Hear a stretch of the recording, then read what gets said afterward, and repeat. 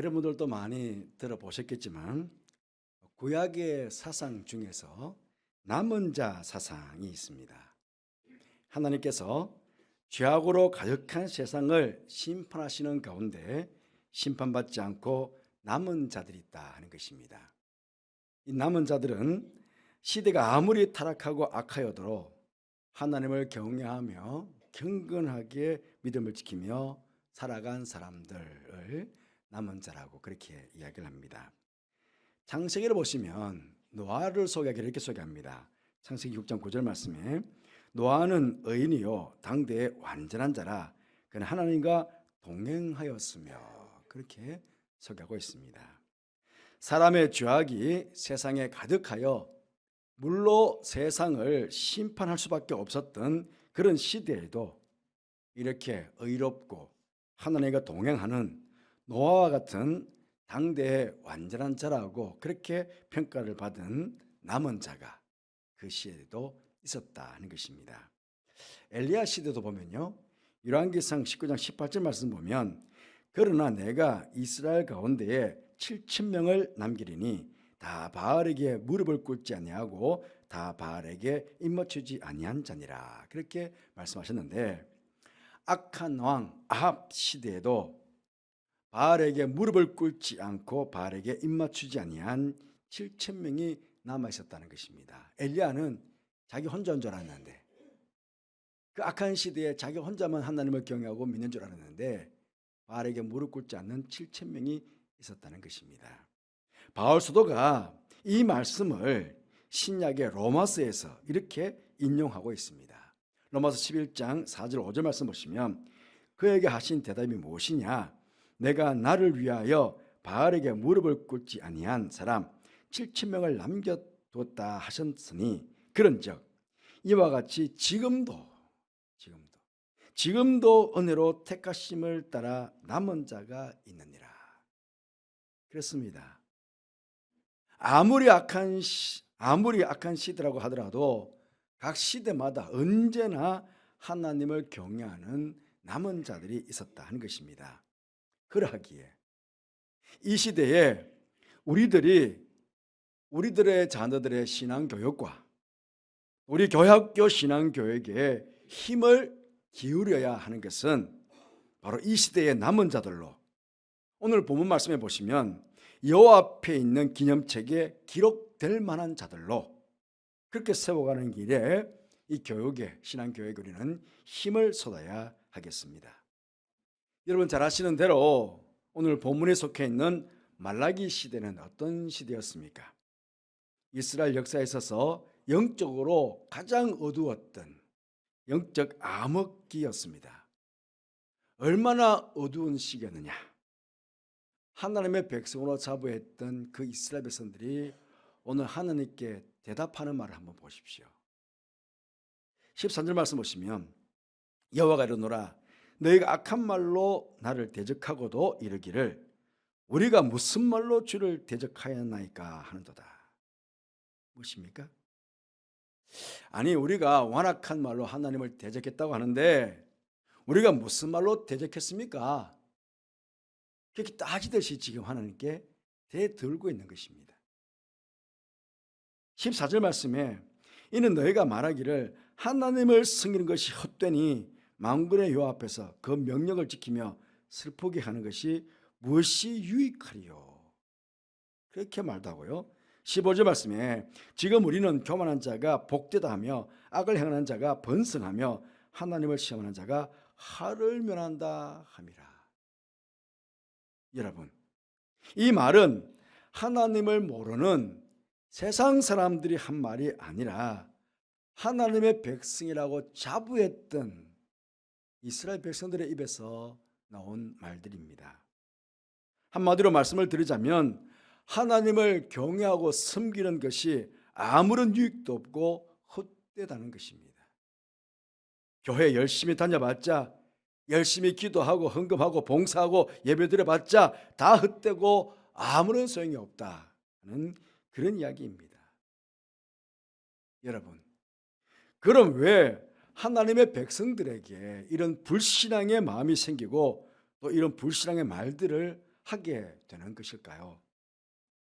그들은 처음부터 하나님을 믿고 섬기는 목적이 달랐기 때문에 그렇습니다.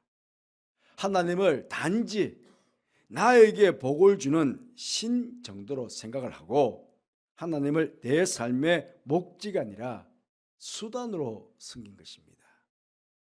여러분 도깨비 방망이 아시죠?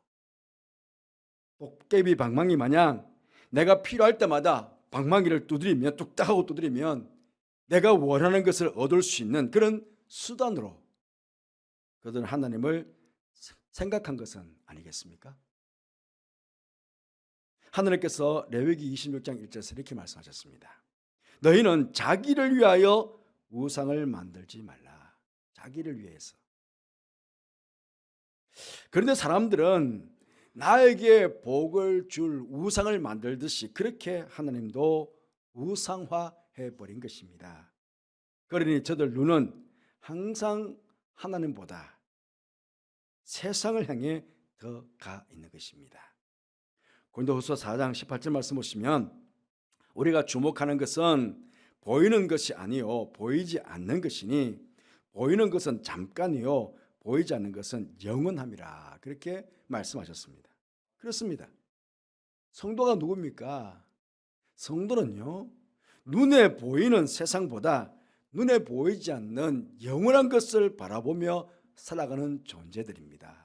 이게 성도입니다. 그런데 저들 눈에는 보이는 것만이 전부인 양 오직 눈에 보이는 땅의 것만 바라보고 살았다는 것입니다.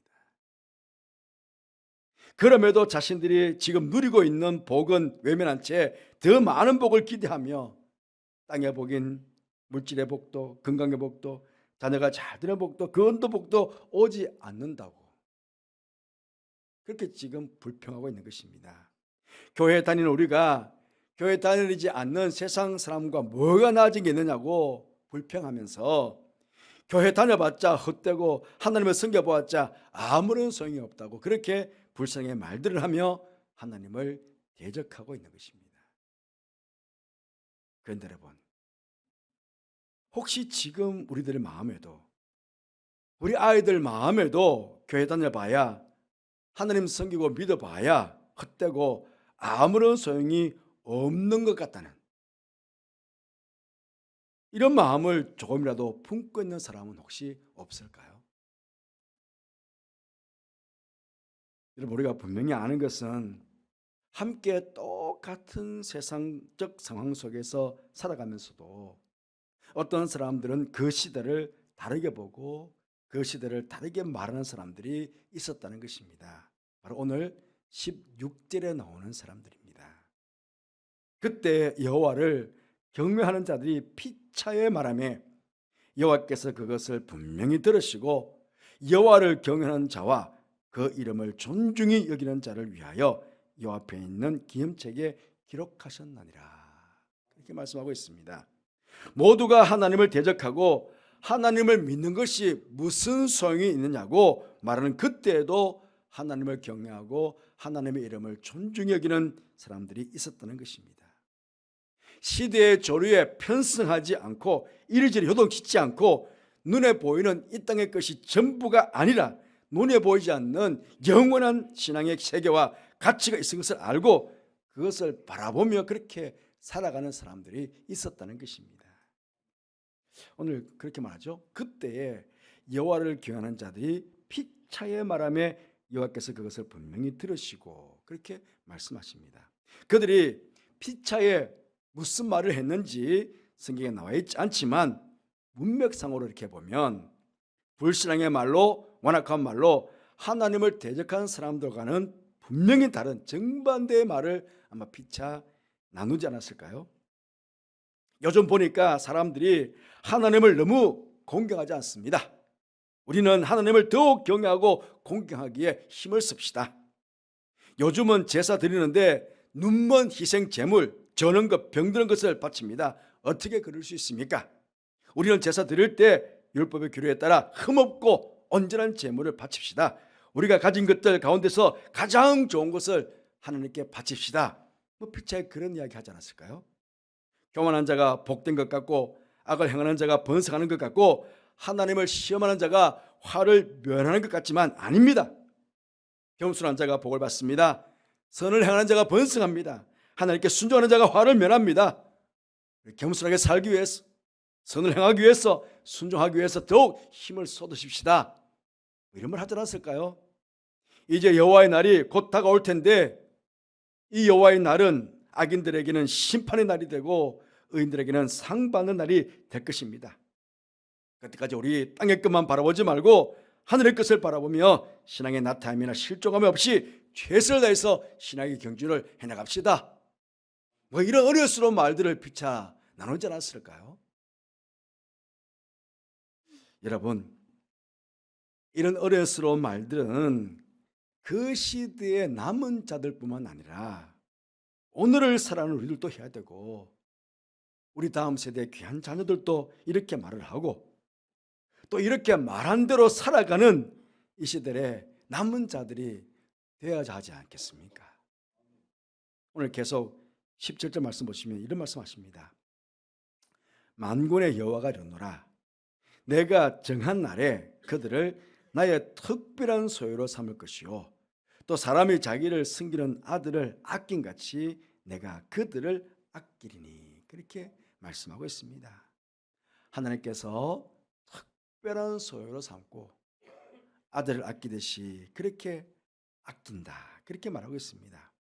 만약에 우리와 우리의 자녀들이 하나님 앞에 있는 기념책에 우리의 이름들이 기록이 되고 또 하나님께서 특별하게 삼으시는 특별한 소유가 되고 또 아끼시는 하나님의 귀한 자녀들이 된다면 이 얼마나 큰 복이겠습니까?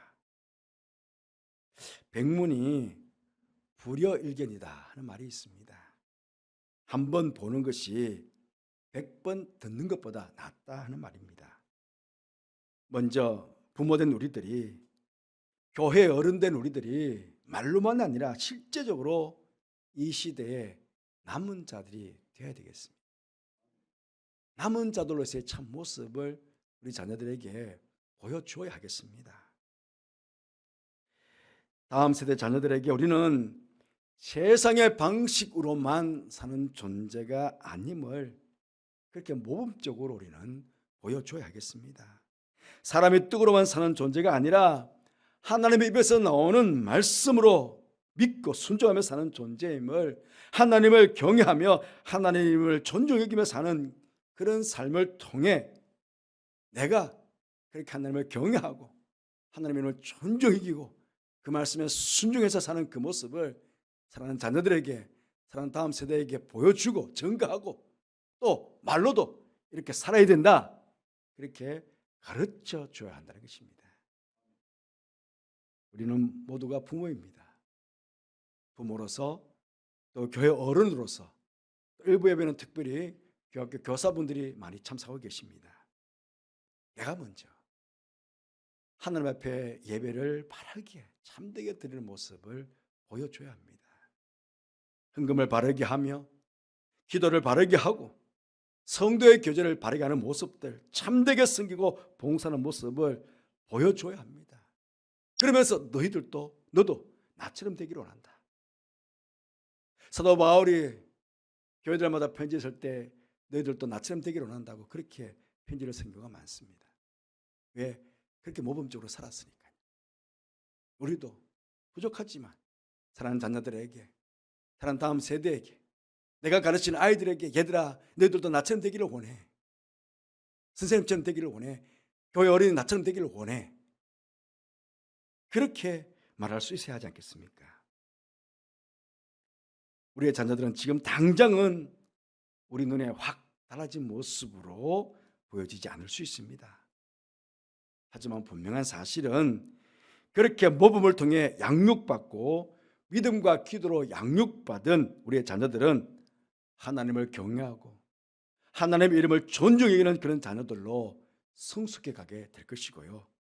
하나님께서는 그런 자녀들을 특별한 서로 삼으시고 아끼시는 하나님 나라의 일꾼으로 이 시대의 남은 자들로 그렇게 우리의 자녀들을 우리 다음 세대 귀한 아이들을 세워가게 될 것입니다. 이런 희망을 가지시고 더 많은 기도와 물질로 또 더 많은 사랑의 격려로 다음 세대 우리 귀한 자녀들에게 신앙의 모범을 보여주고 살아가는 이 시대의 남은 자들 여러분 다 되시기를 주님의 이름으로 축복합니다. 기도하겠습니다. 하나님 아버지, 어린이 주일을 맞이해서 부모로서 또 교회 어른들로서 또 교회 학교 교사로서 우리는 아이들에게 어떤 모습을 보여줘야 될 것인가 말씀을 통해서 교훈받게 하시니 감사합니다. 이 시대에 주님께서 원하시는 남은 자들로서 아이들에게 신앙적으로 또 모든 삶에 있어서 모범이 되는 저들이 되게 해주시기를 원합니다. 너희들도 나처럼 되기를 원한다. 그렇게 말할 수 있는 부모와 어른들과 교사들이 될 수 있도록 그렇게 축복하여 주옵소서. 우리 다음 세대의 귀한 자녀들 하나님 귀하게 여겨주시기를 원합니다. 아껴주시기를 원합니다. 생명책에 기록해 주시기를 원합니다. 아버지라면 이 시대에 남은 자들로 든든히 세워주시기를 원합니다. 하느님께 붙잡히며 되어서 이 시대에 하나님 나라의 귀한 일꾼들로 그렇게 세워지기를 원합니다. 그렇게 이 아이들을 축복하여 주옵소서. 바라보는 저희들 가운데 기쁨과 감사와 하나님께 영광을 돌리는 복된 일들만 저희 교회 가운데 제 손들의 가정 안에 있도록 역사하여 주옵소서. 예수님 이름으로 축복하며 기도하옵나이다. 아멘.